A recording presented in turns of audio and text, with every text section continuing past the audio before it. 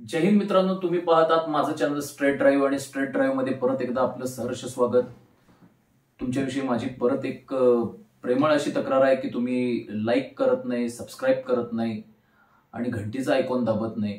तर माझी अशी विनंती राहील तुम्हाला की तुम्ही लाईक करा, सबस्क्राईब करा आणि माझे व्हिडिओ जे आहेत तर ते देशहितासाठी जास्तीत जास्त लोकांच्या पर्यंत जातील याची व्यवस्था करा. शेअर करा, लाईक करा, सबस्क्राईब करा.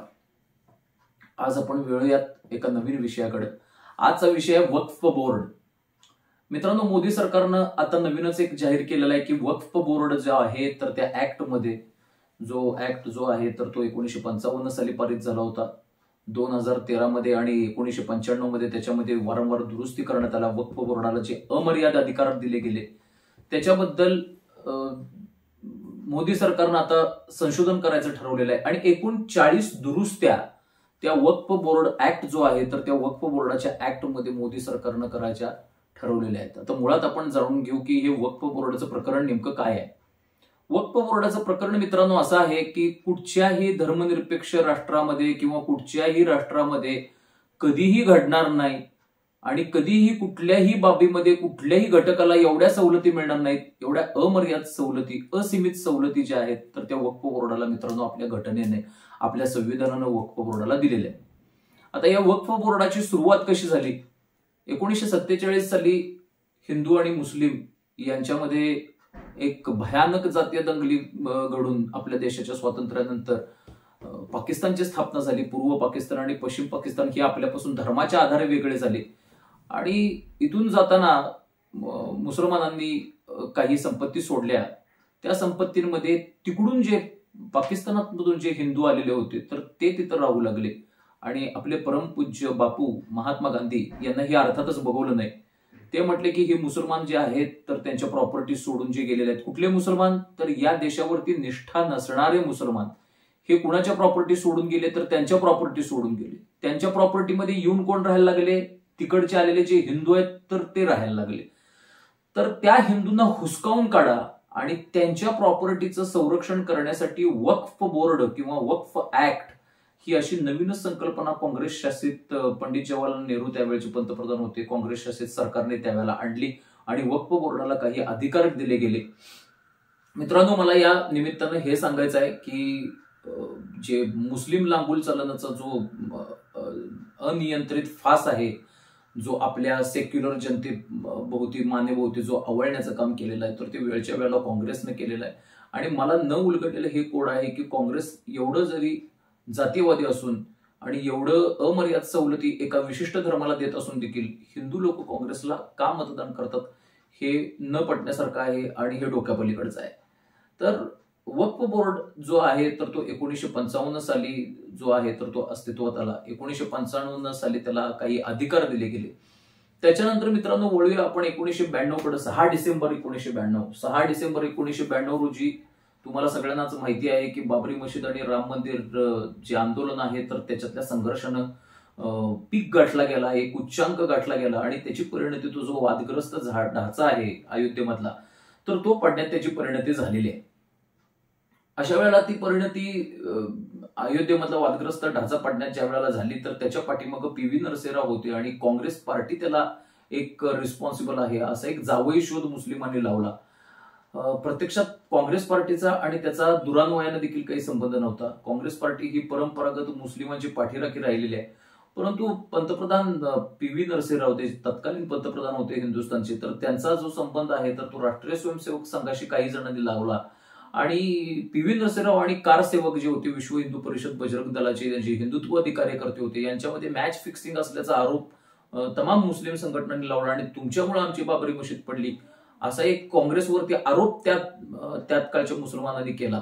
आणि त्याच्यानंतर ज्या निवडणुका झाल्या मित्रांनो त्याच्यामध्ये मुसलमानांची मतं मोठ्या प्रमाणामध्ये क्षेत्रीय दलांच्याकडे शिफ्ट झाली आणि ती शिफ्ट झाल्यानंतर धास्तावलेल्या काँग्रेस सरकारनं एक निर्णय घेतला. 1995 साली जो 1955 सालचा जो वक्फ ऍक्ट होता तर त्याच्यामध्ये सुधारणा करायचा निर्णय त्यांनी घेतला आणि त्यांना अत्यंत अमर्यादित अधिकार परत देऊन टाकले. त्याच्यानंतर आपण वळूया 2013 साली जे पंतप्रधान होते तर ते डॉक्टर मनमोहन सिंग होते आणि त्यांचं सरकार काँग्रेसचं सरकार परत एकदा सत्तेवरती होतं. काँग्रेसचं सरकार आणि मनमोहन सिंगांचं सरकार म्हणण्याची काही कारण नाहीये. ते सोनिया गांधी यांचं सरकार होतं हे उघडगुपित आहे. तर त्यावेळेच्या सरकारनं असं निष्कर्ष काढला की 2014 साली जर आपल्याला मुसलमानांची मतं फार मोठ्या प्रमाणात पाहिजे असतील, 2014 साली अर्थातच नरेंद्र मोदी सत्तेवरती आले हा भाग वेगळा, परंतु मुसलमानांची मतं जर आपल्याला पाहिजे असतील तर ह्या वक्फ बोर्डामध्ये आणखी अमर्याद अधिकार द्यायला पाहिजेत. ह्या वक्फ बोर्डाला आणखी सशक्त केलं पाहिजे, आणखी मजबूत केलं पाहिजे. आणि या दृष्टिकोनातून त्यांनी जवळजवळ ल्युटियन्स दिल्लीमधल्या 123 प्रॉपर्टी ज्या आहेत तर त्या वक्फ बोर्डाच्या नावावरती करून टाकल्या.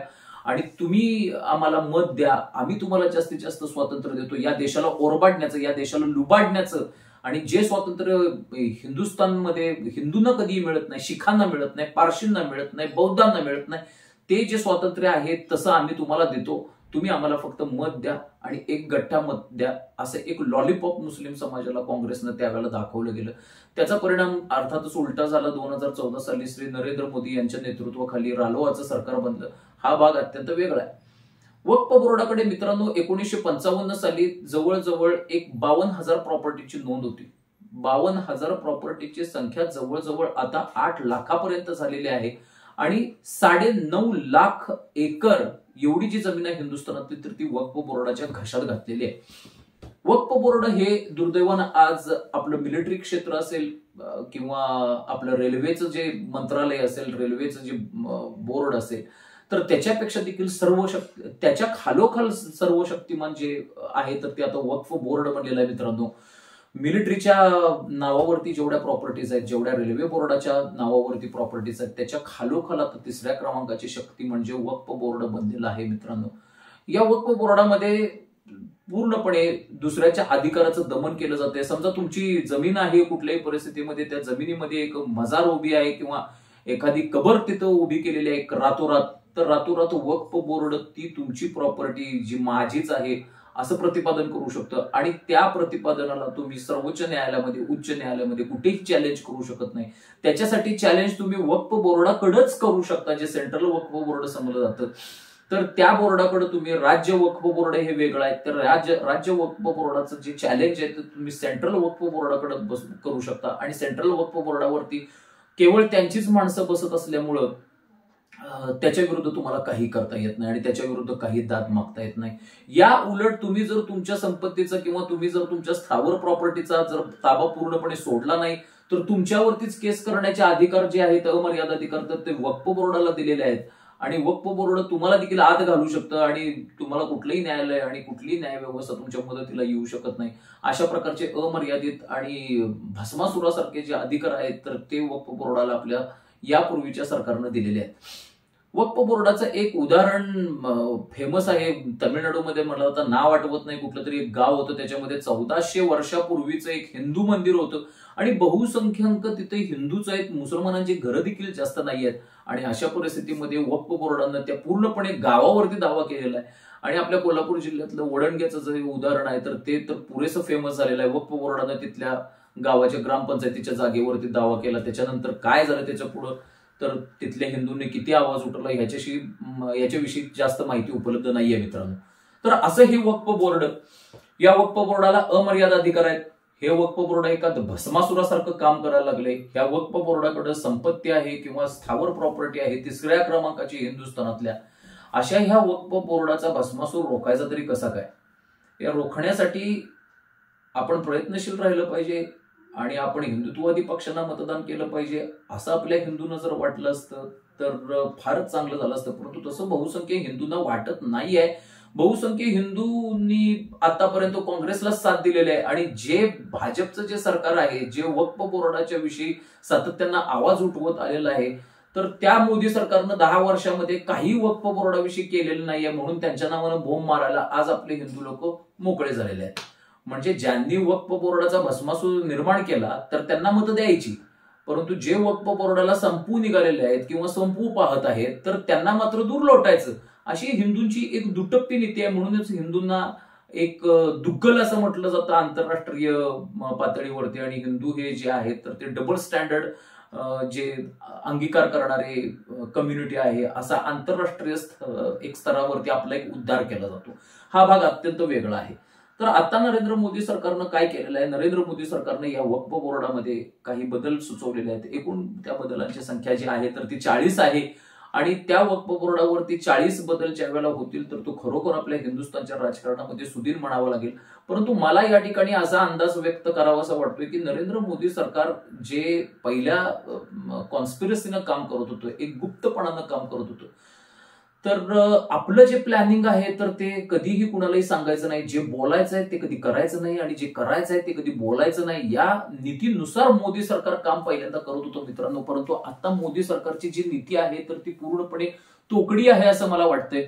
मागच्या वेळेला CAA कायदा ज्या वेळेला लावला, ज्या वेळेला अस्तित्वात आला, तर त्या कायद्याविषयी अत्यंत काहूर माजवलं गेलं. विशेष करून मुस्लिम बांधवांच्या मनामध्ये या कायद्याविषयी संशय निर्माण केला गेला, विशेष करून काँग्रेस पार्टीकडून. आणि मुस्लिमांना असं भडकावण्यात आलं की याच्यामध्ये तुमचं जे नागरिकत्व आहे तर ते रद्द होणार आहे, कॅन्सल होणार आहे. आणि त्याच्यामुळे तमाम मुस्लिम समाज भडकला आणि शाहीन बाग सारखं आंदोलन आपल्या दिल्लीमध्ये उभं राहिलं. 2021-2022 साली या दंगली ज्या आहेत शाहीन बाग आंदोलनामधून ज्या परावर्तित झाल्या, तर त्या दंगलींना बहुसंख्य जी जनता तिथली होती तर ती बळी पडली दिल्लीमधली.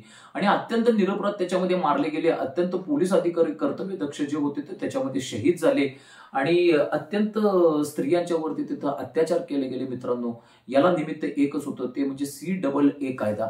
ह्या CAA कायदा कधी कुणी वाचलेला पण नव्हता, परंतु काँग्रेस आणि आप सारख्या पक्षांमुळे भडकवल्यामुळे मुसलमानांनी कायदा हातात घ्यायचं एक टोकाचं पाऊल उचललं आणि त्याच्यातून जातीय दंगलींचा उद्रेक झाला.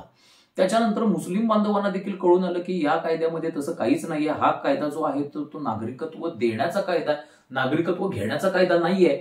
तर त्यावेळेला जो कायदा लागू केला, परवा अगदी निवडणुकीच्या अगोदरच तो कायदा लागू केला, त्याच्याविषयी त्याच्या विरोधात कुठेही प्रोटेस्ट झाले नाहीत, त्याच्या विरोधात कुठेही हिंसक निदर्शनं झाली नाहीत किंवा त्याच्या विरोधात कुठलंही मत ऐकायला मिळालं नाही. कारण तमाम विरोधकांना कळून चुकलं होतं या कायद्याचे जे विरोधक आहेत, विरोधक म्हणजे सामाजिक विरोधक म्हणतो मी, राजकीय विरोधकांची मी बातचीत करत नाहीये, त्यांचं कुत्र्याचं शेपूट वाकडं ते वाकडच राहणार आहे. तर त्यांना असं कळून चुकलेलं होतं की मित्रांनो या ठिकाणी विरोध करून आपल्याला चालणार नाही, कारण या कायद्यामध्ये आपल्याला जे हार्मफुल आहे असं काहीच नाहीये, अपायकारक ठरेल असे कुठलेही घटक या कायद्यामध्ये नाहीयेत. त्यामुळं हिंदुस्थान संबंध शांत राहिला आणि CAA सारखा जो कायदा आहे तर तो हिंदुस्थानात पूर्णपणे लागू झाला. आता काही लोकांना CAA कायद्याच्या अंतर्गत नागरिकत्व देखील देण्याची तरतूद झालेली आहे. आता या वक्फ बोर्डाच्या मध्ये सुधारणा ज्या मोदी सरकारनं सुधारलेल्या आहेत, ह्या 40 सुधारणा आहेत. या 40 सुधारणांविषयी एकच काहूर माजवण्याची शक्यता विरोधी पक्ष नाकारता येत नाही आणि विरोधी पक्ष संपूर्णपणे हिंदुस्थानात एक दंगलीची परिस्थिती कशी काय उत्पन्न होईल याच्याकडे प्रयत्न करताना नाकारता येत नाही ही शक्यता.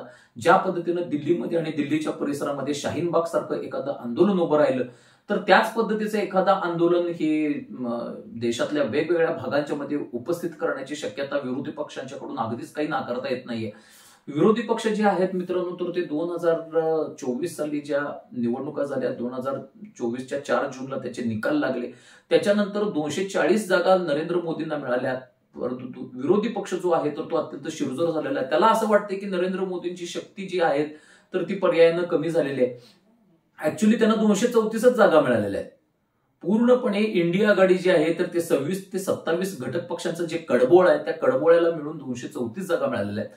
आणि मला वाटतं 240 जागा ह्या नरेंद्र मोदींच्या एकट्या भाजपला मिळालेल्या आहे. असं असून सुद्धा एक वातावरण अशी निर्मिती केली जाते की नरेंद्र मोदी आता पूर्वीसारख्या ताकदीचे राहिलेले नाहीत, नरेंद्र मोदी आता पूर्वीसारखे डिसिजन्स घेऊ शकणार नाहीयेत. आणि त्या दृष्टिकोनातून देशातलं वातावरण जे आहे तर ते पूर्णपणे अस्थिर करण्याचा आणि देशामध्ये एक यादवी युद्ध भडकवण्याचा प्रयत्न होतोय मित्रांनो.